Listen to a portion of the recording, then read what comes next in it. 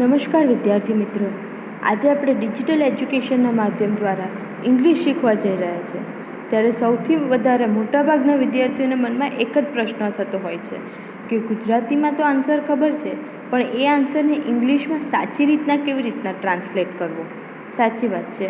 જો ઇંગ્લિશમાં answer translate કરવો હોય તો સૌથી પહેલાં આપણને વાક્યનું બંધારણ ખબર હોવી ખૂબ જરૂરી છે. વાક્યનું બંધારણ એટલે કે સેન્ટેન્સ કન્સ્ટ્રક્શન.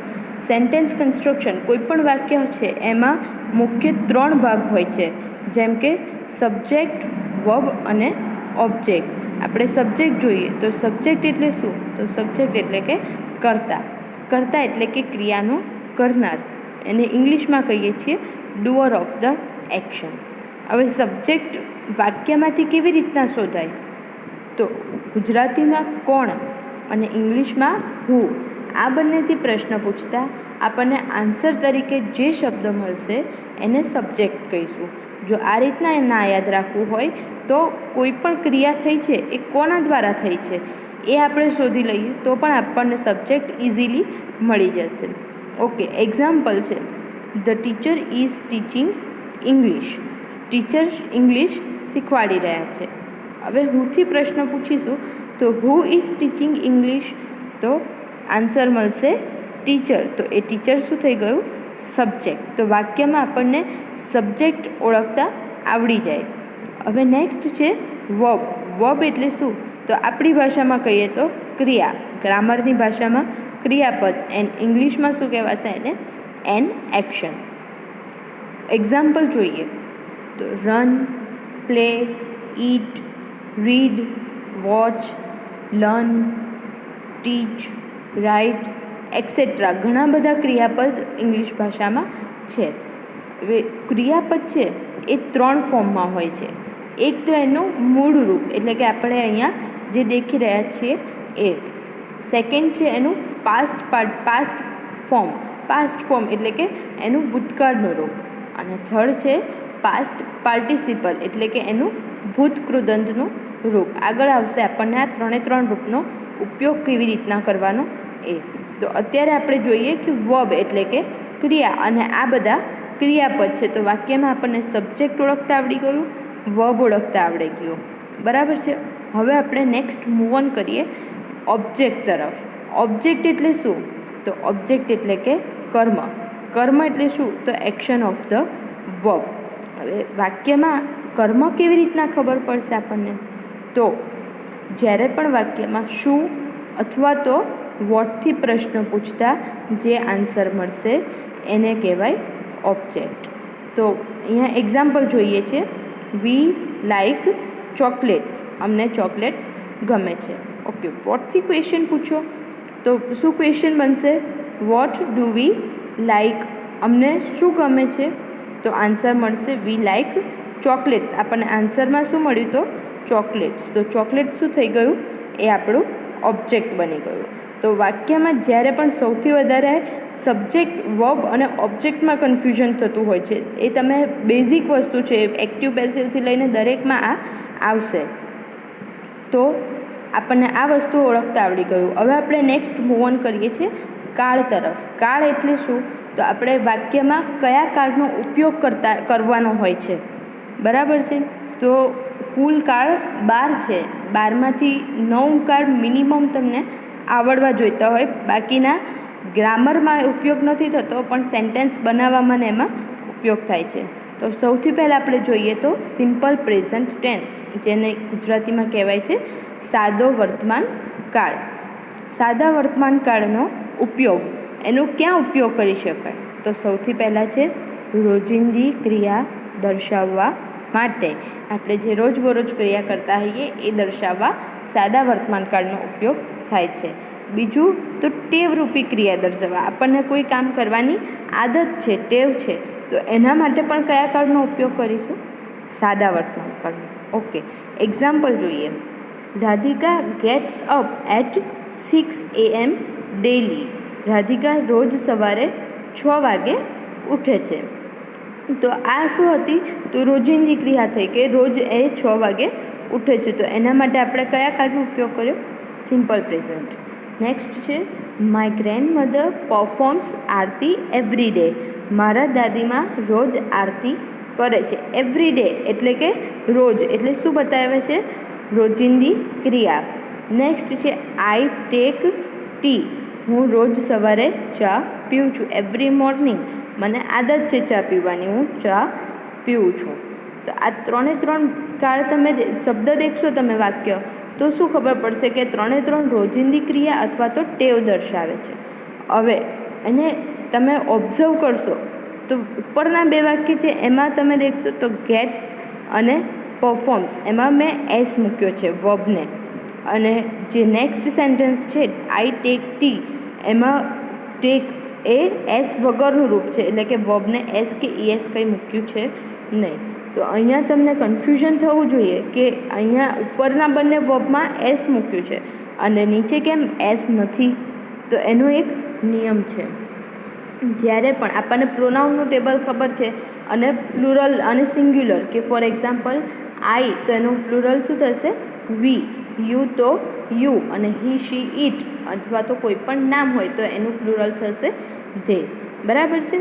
ઓકે. તો અહીંયા એ જ વસ્તુ છે કે જ્યારે પણ વાક્યમાં કર્તા એટલે કે સબ્જેક્ટ તરીકે શું આપ્યું હોય? હી, શી, ઇટ અથવા તો કોઈ પણ નામ આપ્યું હોય તો ક્રિયાપદને શું ના અંતે શું આવશે? એસ અથવા તો ઈએસ. હવે આ ચારમાંથી કંઈ નથી આપ્યું, તો ફોર એક્ઝામ્પલ આઈ આપ્યું હશે, વી હોય, યુ હોય, ધે હોય, તો શું આવશે? તો રેગ્યુલર ફોર્મ, એટલે કે વિધાઉટ એસ ઓર ઈએસ. એમાં એસ કે ઈએસ કંઈ જ આવશે નહીં. ઓકે. આપણે ઉપરના 3 વાક્ય દેખીએ. રાધિકા શું થઈ ગયું?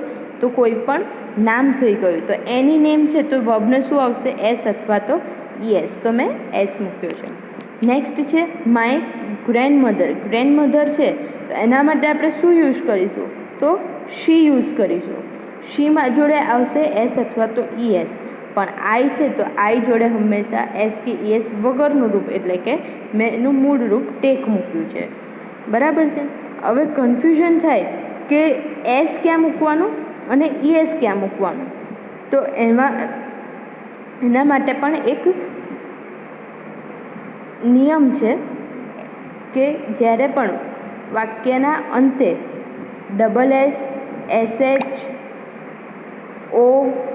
ઓએક્સ અથવા તો એક્સ આટલા શબ્દથી જ્યારે વાક્યના અંત થતો હોય, શબ્દનો અંત થતો હોય, તો હંમેશા ઈએસ મૂકવાનું.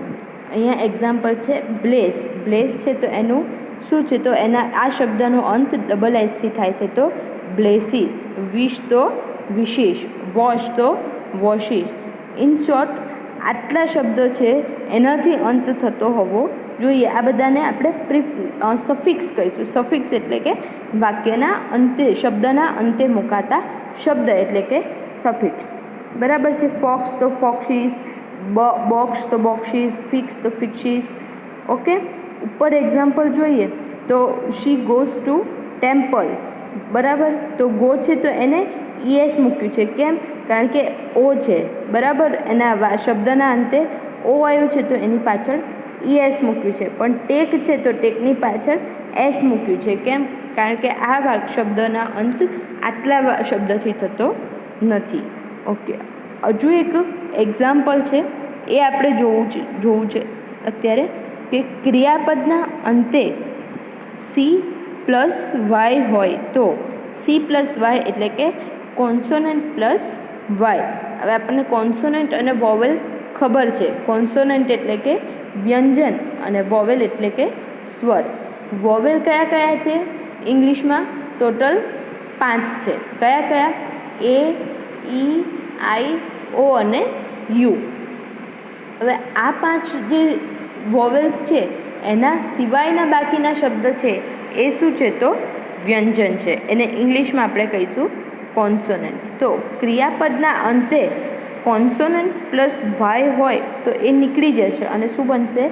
આઈ, ઈ, એસ બને છે. એક્ઝામ્પલ જોઈએ. Try, TRY. વાયની આગળ શું છે? આર છે. આર એ વોવેલ છે કે કોન્સોનન્ટ છે? ઓબ્વિયસલી કોન્સોનન્ટ છે. તો વાય નીકળી જશે અને શું બન્યું છે? TRIES, ટ્રાઇસ. ફ્લાય છે તો ફ્લાયમાં વાય નીકળી જશે અને શું બનશે? ફ્લાઇઝ. પણ જો વાક્યમાં વી પ્લસ વાય હોય, વી પ્લસ વાય એટલે કે વોવેલ પ્લસ વાય, આપણને એક્ઝામ્પલ ખબર છે. કયું એક્ઝામ્પલ? પ્લે. બરાબર છે. તો પ્લે એટલે કે વાયની આગળ શું આવ્યું? એ. તો એ શું છે? વોવેલ છે. તો વોવેલ હોય તો એમાં ખાલી એસ મુકાશે, એ વાયનું IES થશે નહીં. આ બેઝિક નિયમ છે કે જે સિંગ્યુલર પ્લુરલમાં પણ કામ આવે છે અને બહુ વર્બમાં પણ કામ આવે છે. તો નેક્સ્ટ આપણે મૂવ ઓન કરીએ તો સિમ્પલ પ્રેઝન્ટ ટેન્સના નેક્સ્ટ યુઝ ઉપર. તો use of simple present tense તો શું છે? Universal truth. યુનિવર્સલ ટ્રુથ એટલે કે સનાતન સત્ય. સનાતન સત્ય એટલે કે એવું સત્ય કે જે ક્યારેય બદલાતું નથી. વર્ષો પહેલાં પણ સેમ હોય છે અને વર્ષો પછી પણ સેમ હોય છે.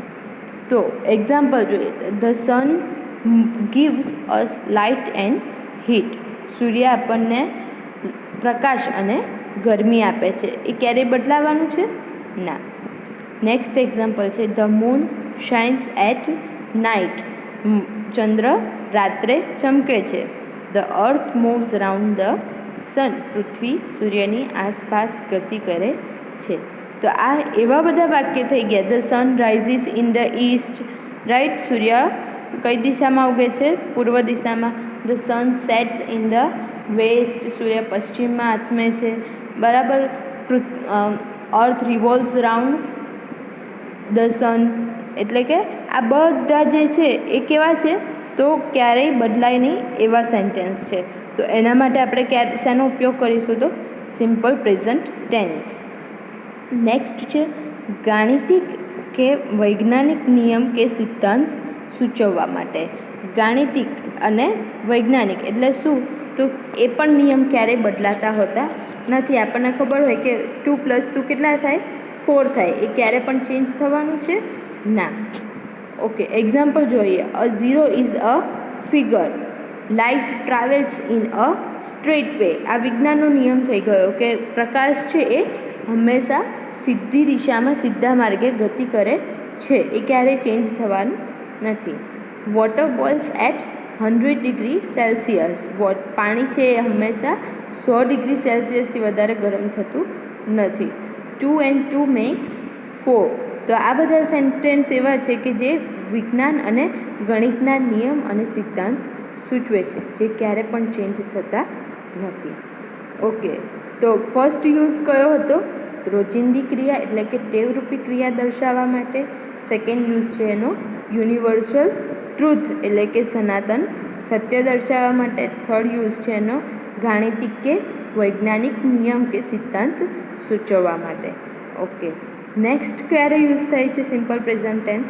તો વર્તમાન સમયની સ્થિતિ દર્શાવવા માટે. વર્તમાન સમયની સ્થિતિ એટલે કે હાલ કોઈ કરંટ સિચ્યુએશન.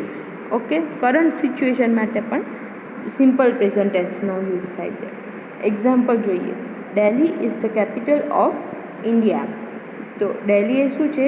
ઇન્ડિયાની કેપિટલ છે. એ અત્યારે દર્શાવે છે. ભવિષ્યમાં ચેન્જીસ થવાની શક્યતા છે કે કદાચ કંઈક થાય તો બદલાઈ પણ જાય. પહેલાં અલગ હોય પછી અલગ થઈ શકે, પણ હાલમાં શું છે? તો Delhi is the capital of India. Schools and colleges provide education. શાળા અને મહાવિદ્યાલયમાં શું મળે છે? તો એજ્યુકેશન પૂરું પાડે છે. તો આ શું છે? અત્યારે વર્તમાન સમયની પરિસ્થિતિ. Ahmedabad is the mega city of Gujarat. તો આ પણ શું થઈ ગઈ? Current situation. તો એના માટે પણ આપણે સિમ્પલ પ્રેઝન્ટ ટેન્સનો ઉપયોગ કરીશું. નેક્સ્ટ છે કહેવતો અને રૂઢિપ્રયોગો દર્શાવવા માટે. કહેવતો આપણે જે કહીએ છીએ, રૂઢિપ્રયોગો છે, એ બધા હંમેશા યાદ રાખવાનું કે બધા હંમેશા સિમ્પલ પ્રેઝન્ટ ટેન્સમાં જ આવે. પણ એમાં ટેન્સ ક્યારે ચેન્જ થાય?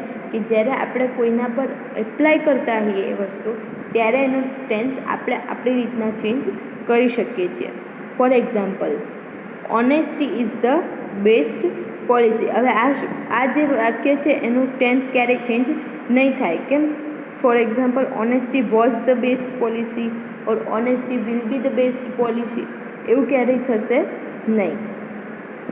Hard work has no exception, સખત મહેનતનો કોઈ વિકલ્પ છે નહીં. તો આને પણ તમે ટેન્સ એનો ચેન્જ કરી શકશો નહીં. મેન પ્રપોઝિસ એન્ડ ગોડ ડિસ્પોઝિસ, પણ અમુક એવી હોય છે કહેવતો કે જેમાં તમે અમુક જ અપવાદરૂપ હોય છે કે જેમાં તમે ચેન્જ કરી શકો છો. તો આપણે મેઇન કેટલા દેખ્યા એના યુઝ? તો 5. ફર્સ્ટ યુઝ કયો હતો? તો રોજિંદી ક્રિયા અથવા તો ટેવ દર્શાવવા માટે. નેક્સ્ટ, સનાતન સત્ય દર્શાવવા માટે. થર્ડ, ગાણિતિક કે વૈજ્ઞાનિક નિયમ કે સિદ્ધાંત સૂચવવા માટે. ફોર્થ, વર્તમાન સમયની સ્થિતિ દર્શાવવા માટે. અને ફિફ્થ, તો કહેવતો કે રૂઢિપ્રયોગો દર્શાવવા માટે. તો આ 5માંથી ક્યારે પણ આપણને કંઈ ડિસ્ક્રાઇબ કરવાની જરૂર પડે તો હંમેશા કયા ટેન્સનો ઉપયોગ કરશો? Simple present tense. નેક્સ્ટ આપણે મૂવ ઓન કરીએ તો છે કાળસૂચક શબ્દ. એટલે કે આપણને ખબર કેવી રીતના પડે કે આ સિમ્પલ પ્રેઝન્ટ ટેન્સ છે? આપણે બનાવવાનું છે વાક્ય તો આપણે સિમ્પલ પ્રેઝન્ટમાં બનાવીશું, પણ જો વાક્ય આપણને ઓલરેડી આપેલું છે તો આપણને કેવી રીતના ખબર પડશે? તો એના માટે છે કાળસૂચક શબ્દો. કાળસૂચક શબ્દ એટલે કે અમુક એવા રેગ્યુલર શબ્દ છે કે જે અંદર વાક્યમાં આપેલા હોય અને એ વાક્યથી આપણને ખબર પડી જાય છે કે આ સિમ્પલ પ્રેઝન્ટ ટેન્સ છે. For example, often, always, sometimes, usually, generally, every day, every month, never, પછી બીજું છે રેગ્યુલરલી, રાઈટ. તો આ બધા શબ્દ કેવા છે? તો એ શબ્દથી ખબર પડી જાય કે આ વાક્ય સિમ્પલ પ્રેઝન્ટ ટેન્સમાં છે. હવે આપણે બધા અત્યાર સુધી જે વાક્ય જોયા એ કેવા હતા? તો સિમ્પલ પ્રેઝન્ટ ટેન્સના સાદા વાક્ય હતા. એમાં ક્યાંય નેગેટિવ વાક્ય આવ્યું નથી કે ક્યાંય ઇન્ટ્રોગેટિવ વાક્ય આવ્યું નથી. પણ કોઈ વખત નેગેટિવ વાક્ય બનાવવાનું આવે તો મોસ્ટલી બધા શું મિસ્ટેક કરે છે કે આઈ પ્લે ક્રિકેટ, તો એને કહેવામાં આવે કે નેગેટિવ બનાવો તો શું બનાવશે? I not play cricket. Not મૂકવાથી ખાલી નેગેટિવ થતું નથી, એના માટે આપણને સહાયકારક ક્રિયાપદનો ઉપયોગ કરવો પડે છે. હવે નેગેટિવ સેન્ટેન્સ જોઈએ તો નેગેટિવ સેન્ટેન્સમાં સહાયકારક ક્રિયાપદ તરીકે શું છે આપણી જોડે? તો ડુ અને ડઝ સહાયકારક ક્રિયાપદ એટલે કે હેલ્પિંગ વર્બ્સ. ઘણી વખત HV આપેલું હોય તો આપણને ખબર પડી જવી જોઈએ કે હેલ્પિંગ વર્બ એટલે કે સહાયકારક ક્રિયાપદ છે. ઓકે, ડુ અને ડઝ એ ખાસ યાદ રાખવાનું કે માત્ર ને માત્ર સાદા વર્તમાન કાળમાં જ એનો ઉપયોગ થાય છે. બાકી બીજા કોઈ કાળમાં ડુ અને ડઝનો હેલ્પિંગ વર્બ તરીકે ઉપયોગ થતો નથી. પણ ડુ અને ડઝ એ એવા શબ્દ છે કે જે ક્રિયાપદ તરીકે એટલે કે વર્બ તરીકે મેઇન વર્બ તરીકે પણ લઈ શકાય છે. કેવી રીતના? તો આઈ ડુ માય વર્ક, બરાબર છે. તો અહીંયા ડુનો ઉપયોગ કેવી રીતના થયો છે? તો મેઇન વર્બ તરીકે થયો છે. જે આપણે વર્બ આગળ દેખ્યા એવી રીતના રન, પ્લે, લર્ન છે એવી રીતના ડુનો ઉપયોગ થયો છે. પણ નેગેટિવ સેન્ટેન્સમાં કેવી રીતનો ઉપયોગ થયો છે? તો ડુ અને ડઝનો ઉપયોગ હંમેશા હેલ્પિંગ વર્બ તરીકે થયો છે. એક્ઝામ્પલ જોઈએ તો પહેલાં તો દેખીએ કે ડુ અને ડઝ, તો એ બંનેમાં શું ફેર છે? ડુનો ઉપયોગ ક્યારે થાય અને ડઝનો ઉપયોગ ક્યારે થાય? તો ડુનો ઉપયોગ હંમેશા ક્યારે થાય? આઈ, વી, યુ અને ધે હોય તો શેનો ઉપયોગ કરીશું આપણે? ડુનો ઉપયોગ કરીશું. જ્યારે અગેન આપણે પહેલાં શીખી ગયા એમ હી, શી, ઇટ અથવા તો એની નેમ, આટલામાંથી કયું હોય તો શેનો ઉપયોગ કરીશું? ડઝનો ઉપયોગ કરીશું. એક સિમ્પલ એક્ઝામ્પલ બતાવી દઈએ તો વી ઇટ, આનાથી વધારે સિમ્પલ ક્યાંય નહીં મળે. વી ઇટ, અમે જમીએ છીએ, પૂર્ણ સેન્ટેન્સ છે. તો હવે એનું નેગેટિવ બનાવવું હોય તો મોસ્ટલી બધા વિદ્યાર્થી શું બનાવી દે? વી નોટ ઇટ, પણ એ સેન્ટેન્સ ખોટું છે. અહીંયા નેગેટિવ બનાવવા માટે શેનો ઉપયોગ કરીશું? વી ડુ નોટ ઇટ, એટલે કે અમે જમતા નથી. ડુ એ સહાયકારક ક્રિયાપદ તરીકે ઉપયોગ થયો છે અને નોટનો ઉપયોગ નેગેટિવ બનાવવા માટે થયેલો છે. નેક્સ્ટ સેન્ટેન્સ દેખીએ. Nisha tells a story. Nisha એક વાર્તા કહી રહી છે. હવે નિશા એટલે શું થઈ ગયું? Third person singular. શી ઉપયોગ થશે નિશા માટે અથવા તો એની નેમ. તો હવે નિશા માટે શી છે, થર્ડ પર્સન છે, તો આપણે શેનો ઉપયોગ કર્યો છે? ડઝનો ઉપયોગ કર્યો છે. અહીંયા વી હતું તો ડુનો ઉપયોગ કર્યો હતો. તો Nisha does not tell a story. હવે થોડુંક તમને કન્ફ્યુઝન એ થવું જોઈએ કે ઉપર શું છે તો ટેલ્સ છે અને નીચે ખાલી ટેલ મૂક્યું છે, તો આ કંઈ ભૂલ છે નહીં. પણ શું છે, આપણે આગળ ડઝ મૂક્યું છે, એમાં ઓલરેડી આપણે ઈએસનો ઉપયોગ કરી દીધો છે. તો નિશા ડઝ નોટ, જ્યારે પણ વાક્યમાં ડઝનો ઉપયોગ થયો હોય તો ક્યારે પણ વર્બ છે એને એસ કે ઈએસ પ્રત્યે મુકાશે નહીં. આટલું હંમેશા યાદ રાખવાનું તમારે કે ડઝનો ઉપયોગ છે તો એસ કે ઈએસનો ઉપયોગ થશે નહીં. નેક્સ્ટ સેન્ટેન્સ देखिए. Rahul brings vegetables every day. Again Rahul he છે એટલે આપણે પહેલાં તો વર્બ છે એને એસ કે ઈએસ મૂકવાનું છે. જી આગળ જી છે પ્રત્યય એટલે કે ખાલી એસ મૂક્યું છે. જો double S, S H, C H, O X હોત તો આપણે શું મૂકતા? ઈએસ મૂકતા. ઓકે, હવે આનું નેગેટિવ બનાવવું છે તો શું થશે? તો Rahul does not, again brings હતું એનું આપણે શું કર્યું છે? Bring vegetables every day. ખ્યાલ આવે છે? નેક્સ્ટ છે વી નો મરાઠી. અમને મરાઠી ખબર છે, આવડે છે. તો સેમ છે, we do not know Marathi. અહીંયા ડુ આવશે એટલે એસ કે ઈએસનો કોઈ પ્રશ્ન છે નહીં. એસ કે ઈએસનો પ્રશ્ન હંમેશા ક્યારે આવશે? કે જ્યારે થર્ડ પર્સન સિંગ્યુલર હશે ત્યારે એનો પ્રશ્ન થશે. ઓકે, તો નેગેટિવ સેન્ટેન્સ ખબર પડી ગઈ હશે. તો હવે આપણે મૂવ ઓન કરીએ ઇન્ટ્રોગેટિવ સેન્ટેન્સ પર. ઇન્ટ્રોગેટિવ સેન્ટેન્સ એટલે કે શું? તો પ્રશ્નાર્થ વાક્ય. પ્રશ્નાર્થ વાક્ય આપણે સિમ્પલ પ્રેઝન્ટ ટેન્સ છે એના નેગેટિવ શીખ્યા. હવે પ્રશ્નાર્થ વાક્ય તો એ પણ સેમ રહેશે, ખાલી ડુ અથવા તો ડઝ એ આગળ મૂકી દેવાનું છે, બાકી આખું વાક્ય સેમ રહેશે. એક્ઝામ્પલ જોઈએ. આઈ play football every day.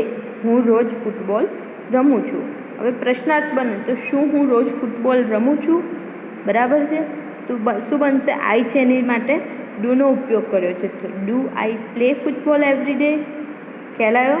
Answer એકદમ ઇઝી છે. Yes I do, no I do not અથવા તો ડોન્ટ. ડોન્ટ એ ડુ નોટનું શોર્ટ ફોર્મ છે.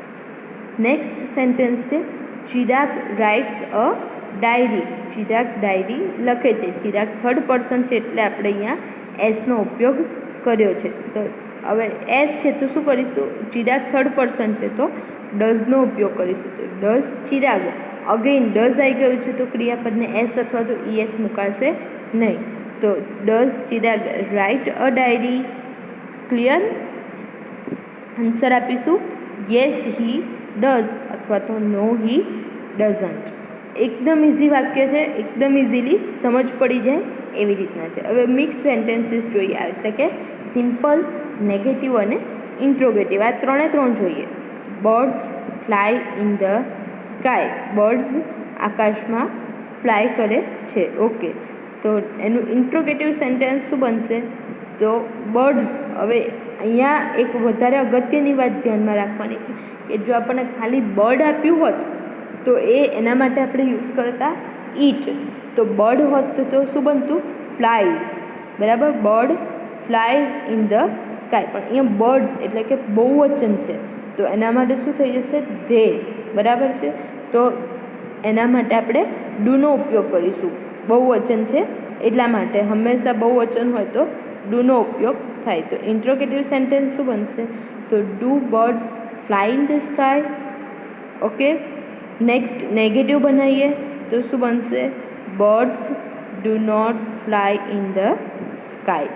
Clear? Okay. Next Rupak climbs up the ladder. Rupak third person છે એટલે કે આપણે વર્બને એસ મૂક્યું છે. ફરીથી ઇન્ટ્રોગેટિવ બનાવવા માટે થર્ડ પર્સન સિંગ્યુલર માટે ડઝનો ઉપયોગ કરીશું. તો ડઝ રૂપક ક્લાઇમ્બ અપ ધ લેડર. અહીંયા એસ નીકળી ગયો છે. કેમ? કારણ કે ડઝ આવ્યું છે. નેગેટિવ બનાવવો હશે તો Rupak does not climb up the ladder. Clear? Next છે આઈ ક્લોઝ ધ ડોર. એકદમ સિમ્પલ સેન્ટેન્સ છે, જોયા વગર જાતે બનાવવું હોય તો વિડીયો પોઝ કરીને બનાવી શકાય. I close the door. Interrogative sentence બનાવવું છે. કેવી રીતના બનશે? Do I close the door અને નેગેટિવ બનશે I do not close the door. તો અહીંયા આપણે બધા સેન્ટેન્સ શીખ્યા કયા ટેન્સના સિમ્પલ પ્રેઝન્ટ ટેન્સ કયા તો સિમ્પલ એટલે કે એફિર્મેટિવ સેન્ટેન્સીસ, નેગેટિવ એટલે કે નકારાત્મક અને ઇન્ટ્રોગેટિવ એટલે કે પ્રશ્નાર્થ વાક્ય શીખ્યા. તો હવે નેક્સ્ટ આપણે મૂવ ઓન કરીએ સ્ટ્રક્ચર ઓફ ધ સેન્ટેન્સ. આમ તો ઇઝી છે, ખબર પડી જતું હોય છે, પણ અમુક વિદ્યાર્થી છે કે જેને નથી ખબર પડતી, સ્ટ્રક્ચર જાણવું હોય છે એ લોકોને. તો સ્ટ્રક્ચર માટે સિમ્પલ સેન્ટેન્સ હોય તો એનું સ્ટ્રક્ચર એકદમ ઇઝી છે. સબ્જેક્ટ, વર્બ અને ઓબ્જેક્ટ એટલે કે કર્તા, ક્રિયાપદ અને કર્મ. ઓકે, અને અહીંયા બ્રેકેટમાં એસ કે ઈએસ કેમ મૂક્યું છે એ તમને ખબર હશે કે સબ્જેક્ટ શું છે એ પ્રમાણે આપણે વર્બનું ફોર્મ મૂકીશું. કે અહીંયા આપણે એક્ઝામ્પલ જોઈએ તો આઈ ક્લીન માય રૂમ. તો આઈ છે તો ક્રિયાપદને એસ કે ઈએસ નથી મૂક્યો, પણ અહીંયા આઈની જગ્યા પર હું કોઈ નામ મૂકતી અથવા તો હી, શી, ઇટમાંથી કહ્યું કે હી, તો હી પછી ક્લીન નહીં આવે, શું આવશે? હી ક્લીન્સ હિઝ રૂમ. કારણ કે આપણે કોઈની જોડે આપણો રૂમ તો સાફ કરાવીએ નહીં, બરાબર છે? આત્મનિર્ભર. તો નેગેટિવ જોઈએ તો સબ્જેક્ટ પ્લસ ડુ અથવા તો does plus not plus verb plus object. Again example same છે. સબ્જેક્ટમાં શું છે? આઈ જોડે આવશે. ડુ નેગેટિવ છે એટલે નોટ મૂક્યું. ક્લીન એટલે કે વર્બ મૂક્યું. અને ઓબ્જેક્ટ શું છે? તો માય રૂમ. એટલા માટે સૌથી પહેલાં આપણે સબ્જેક્ટ, વર્બ અને ઓબ્જેક્ટનો કોન્સેપ્ટ ક્લિયર કર્યો કે એ જો ખબર પડશે તો આપણને આગળ આખી ઇમારત બનશે, કારણ કે એ પાયો છે. નેક્સ્ટ લાસ્ટ છે ઇન્ટ્રોગેટિવ સેન્ટેન્સ એટલે કે પ્રશ્નાર્થ. ઇન્ટ્રોગેટિવનું સ્પેલિંગ ખાસ ધ્યાનમાં રાખવાનો, કારણ કે બોલતા આવડતું હોય છે, લખવામાં સ્પેલિંગ મિસ્ટેક થાય છે. Do-does plus subject plus verb plus object. ઉપરના વાક્યનું બનાવીએ તો do I clean my room, અને ઇન્ટ્રોગેટિવ બનાવતા હોઈએ ત્યારે ક્વેશ્ચન માર્ક ક્યારેય ભૂલવાનો નહીં. તો આ હતા આપણા સિમ્પલ પ્રેઝન્ટ ટેન્સના સિમ્પલ, નેગેટિવ અને ઇન્ટ્રોગેટિવ સેન્ટેન્સ.